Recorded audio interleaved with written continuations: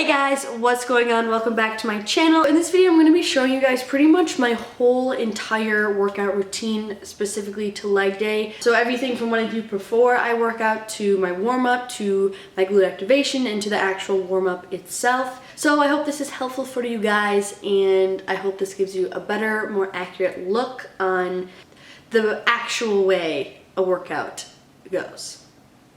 So here we go. A lot of people usually start their workout with pre-workout, especially for leg day, which we are going to be hitting today. I have never consistently taken pre-workout. I've tried it maybe 3 times before. It's just not something that I feel that I need. As of now, I don't ever take pre-workout. And another thing that people normally do that I want to address is they will normally drink their BCAAs during their workout, which is completely and totally fine. That comes down to personal preference. BCAAs, you can have them pre, during, or post workout. It's totally up to you. I personally like to have them post workout or just kind of sometime in my day, wherever I can fit them in. So let's go downstairs, we'll get busy. I'll show you guys how I kind of warm up, get my heart rate up, and all my glute activation routine. So whenever you're starting your workout, you want to start with something to get your heart rate up, your muscles warm, your tendons loose, your muscles loose. Some days it's me, I feel like walking on the treadmill. Sometimes I feel like going to the Stairmaster. Sometimes I feel like jumping rope, which I feel like today. Sometimes when I will talk about glute activation in here in a minute, sometimes that's enough just to get my heart rate up and it will get me warm enough. So it's totally up to you. There's not one right way, but I'm just going to jump rope for a couple minutes. Usually I'll do it just for like a song, while a song plays, and I'll get warmed up and I'll do my thing.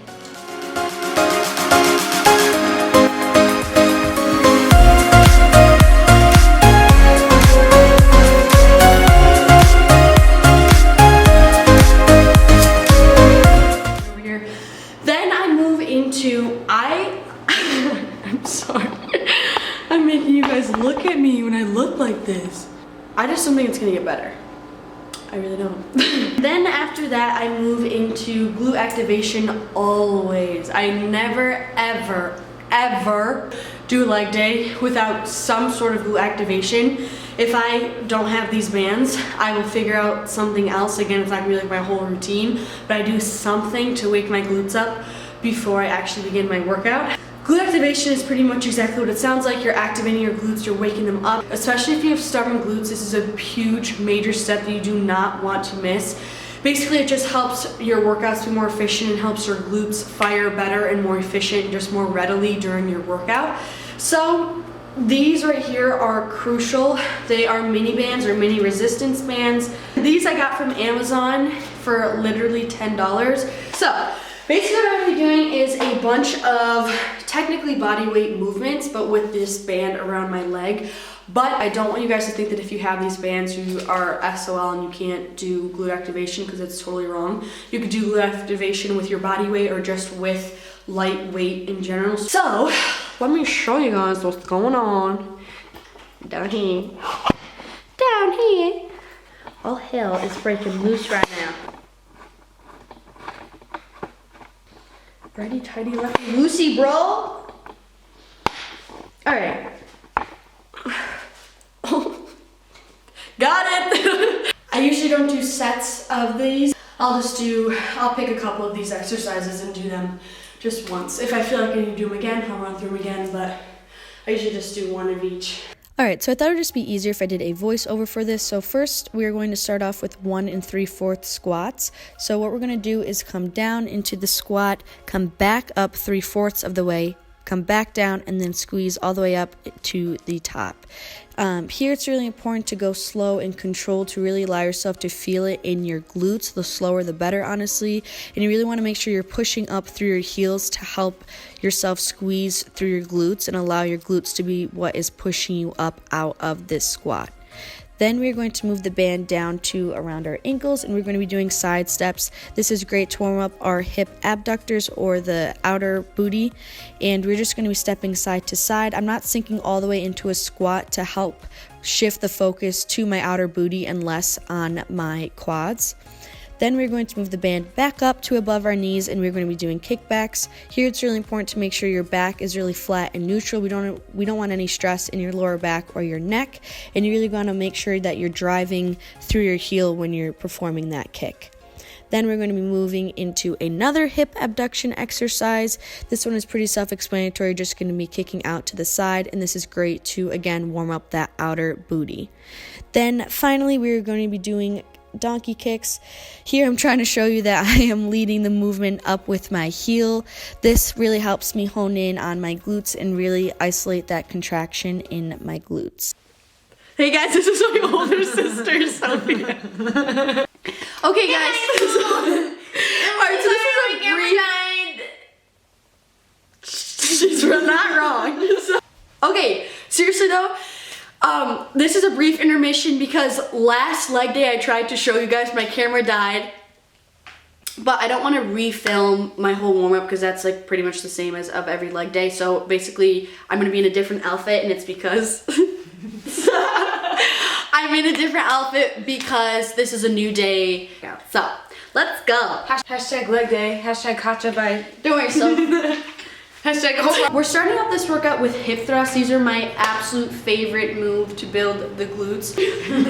Sorry, my sister's in the background if I keep making weird noises. Faces, not noises, faces. So we're gonna start off with doing 4 sets of anywhere from 8 to 12 reps, depending on how much weight that you're using, if you wanna go heavier, lighter, or moderate. Okay, so I wanted to show you guys how I get into hip thrust. So I just sit down and roll the bar over my lap. Pretty self-explanatory there. But then I take the time to make sure everything's lined up. So I make sure the pad is lined up on the bar, and I make sure the pad and the bar are lined up on my hips, and then I'm perfectly in the middle. I got all hyped because sicko mode came on. But then I pull my legs in a little bit towards my bum. So when I raise myself out of the seated position, they're in the position that I want them to be in. And you want to make sure that your knees, when you lock out at the top, are forming a 90-degree angle. So to do this, you want to make sure that your knees are stacked over your ankles. A lot of people struggle with feeling the burn in either your quads or your hamstrings. If you're feeling it more in your hamstrings, you're going to want to scoot your ankles in more towards your bum. And if your quads are burning, you're going to want to scoot your feet out more outwards away from your bum. And then you're going to want to make sure that you're looking straight forward the whole time, that your your chin is tucked onto your chest. This helps create a posterior pelvic tilt, which helps feel the burn more in your glutes. And then you always want to make sure you're pushing through your heels. So you can see my toes literally come up off the ground because I am pushing through my heels, which helps you push through your glutes. And then on my very last set, I put in these beast stance hip thrusts. I did 10 reps on each leg just to burn out the glutes a little bit more. It's the same exact thing as a hip thrust, except you're just isolating one side. So as you can see, my left leg here is just acting as a dead leg, so I can put all the emphasis on my other glute. After we finish our hip thrust, we're gonna move straight into barbell back squats. I'm using you'll see in the clip that I'm using a bar that's a little bit different. It comes out in front of my shoulders. Don't stress, you can still totally use a normal bar. We just have this option that I like a little bit better. But it's still the same thing as a normal barbell as you would normally do a normal back squat. And for this exercise, we're going to be doing 4 sets of 8 to 10 reps. Okay, so for this movement, you want to make sure your toes are pointing forward and that your legs are about shoulder width apart. And whenever I'm doing a squat, I always envision myself sitting down into a chair. So I always initiate the movement in my hips, and then I focus on breaking at the knees. And this really helps make it more glute focused and less quad focused. Your back should be flat and neutral. You shouldn't be arching it in any way, and your chest should be facing upwards and nice and open. And you want to, again, concentrate on pushing up through your heels. Also, don't stress about not having your knees go past your toes. That's actually a myth. It's just more important to make sure that your knees stay in line with your toes and don't sway side to side. Okay, so after those squats, your legs and quads are probably gonna be dead, but we're gonna move right in to, once you rest, we're gonna move into Bulgarian split squats, which are basically when you put it's a single leg squat or a lunge, just when you elevate your back leg on a bench. We're gonna do that for 3 sets of 10. Then we're gonna move straight into hip abductors with a plate on our hip. And we're going to do that for 3 sets of 25. Supersetting is just when you do 2 exercises back to back with no rest. We're gonna do the Bulgarian split squats and then straight into the hip abductors.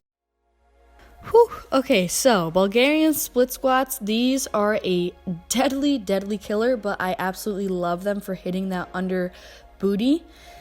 So it's almost kind of like a single-legged squat in a way, so it's very similar to the squats that we were doing beforehand, and you want to focus on, I find when my knee is stacked over my ankle, it allows for a greater stretch in my glutes. Instead of if I was crowding my toes with my knees, I would find that my quad burns a little bit more, and I'm making sure that I am driving up with my heel.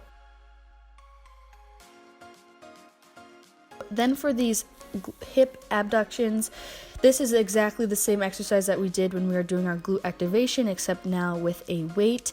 Here you want to make sure that you're not really bracing the weight with your arm or your bicep, and that you're really driving it out with your leg and your outer glute. And also, I apologize for my sock, I never fix it.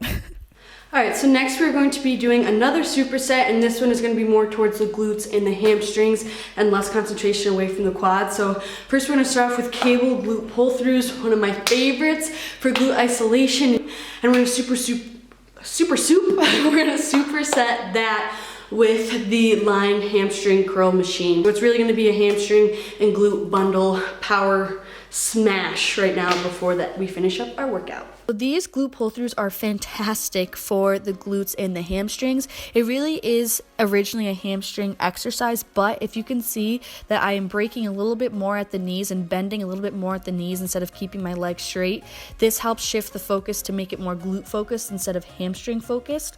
And you want to make sure that you're driving through your heels. It's a very common theme. As you can see, I'm always driving through my heels with leg exercises, and I'm focusing on coming up and squeezing all the way with my glutes all the way through the movement.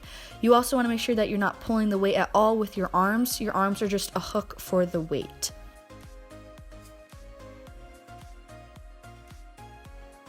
And then here for the laying hamstring curl, as you can see, my butt is kind of popping up. I don't really recommend that. You should probably stay as neutral as you can up top and really just focus on pulling your hamstrings and having your shins be the only thing moving.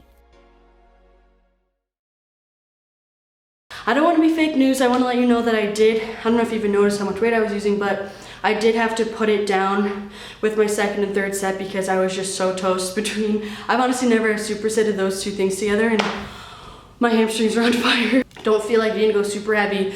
Just focus on completing that rep number.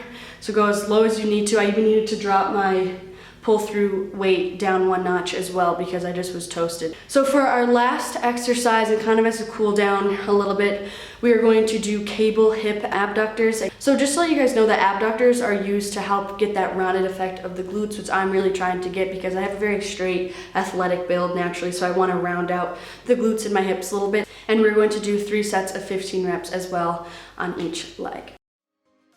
As you can see here, I'm stepping over my leg that is attached to the cable. Having this position just helps get a greater stretch in that gluteus medius and minimus. And again, same thing that we're doing with the hip abductor exercise. We're just kicking straight out to the side.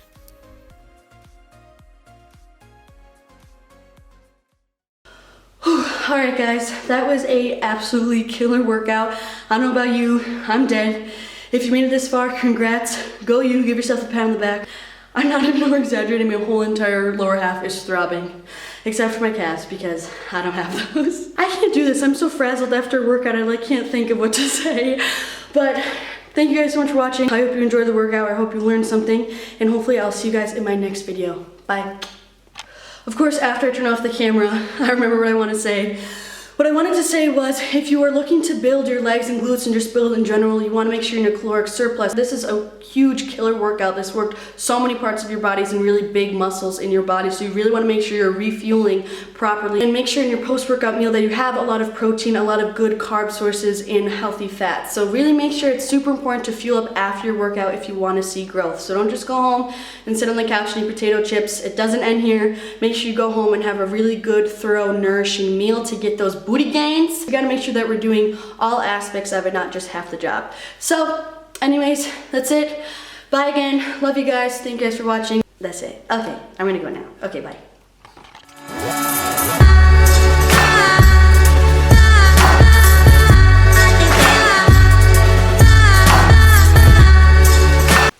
You know, Fashion's just like, it's a really special thing. It's either you have an eye for it or you don't, so. Clearly. Yeah, I can't get my collar back in. Clearly.